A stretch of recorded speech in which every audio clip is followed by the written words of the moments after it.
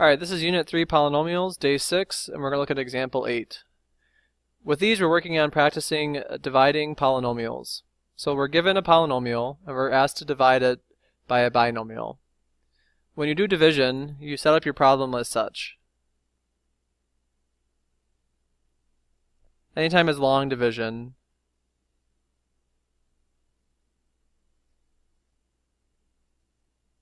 alright, so when you're doing long division, I'm trying to figure out if this number can be divided by this. If this polynomial can be divided by this binomial.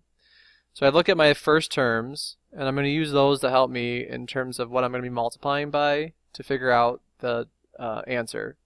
So I'm going to ask myself, what do I multiply n by to get n to the third?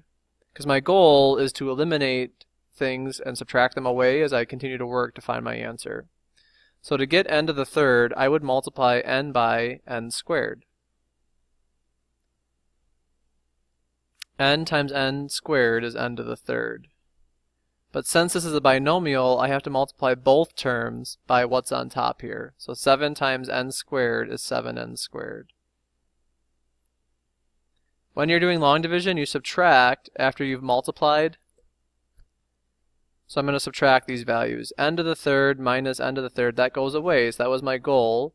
Negative 2n squared minus 7n squared is negative 9n squared.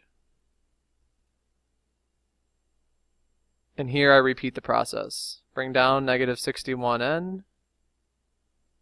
And now I'm going to do the same thing again. What do I multiply n by to get negative 9n squared? To get negative 9n squared, I multiply by negative 9n. So n times negative 9n is negative 9n squared.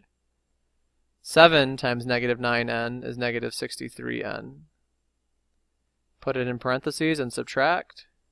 I like to use the parentheses because it just helps me remember I'm subtracting both terms. So negative 9n squared minus negative 9n squared, those go away. Negative 61n minus negative 63n makes negative 61 plus 63, which makes 2n. And I bring down my 8 and repeat the process. What do I multiply n by to get 2n? This one's a little bit easier. I just multiply by positive 2. N times 2 is 2n. And 7 times 2 is 14. Here I'm subtracting. So 2n minus 2n is 0. 8 minus 14 is negative 6. So my answer, that's my remainder because there's no more terms that I can bring down.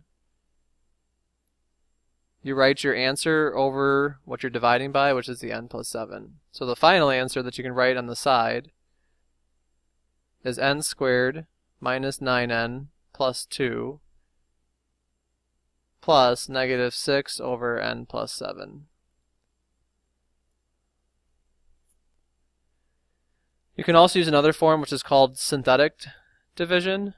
So when you're using synthetic division, you use this term and you find the root. So if this is my factor, the root is n equals negative 7. And to find that, remember you just set it equal to 0 and you solve for n. So using the root, I'm going to use that number to help me with my synthetic division.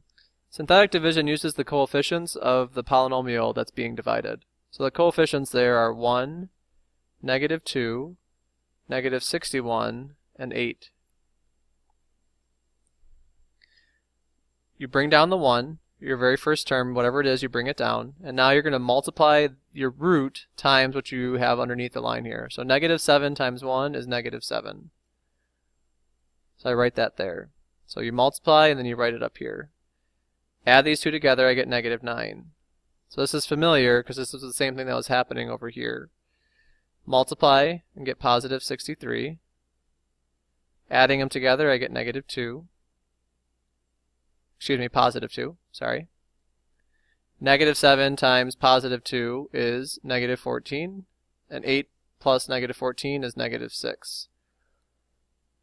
Since we divided a polynomial that had an exponent of 3, it's n to the third, a degree of 3, by a linear, all of my terms have been reduced in terms of their exponents by 1. So my answer, I'm going to write it with 1 less exponent, and these are my coefficients. So it's 1n squared minus 9n plus 2 plus negative 7 over n plus 7.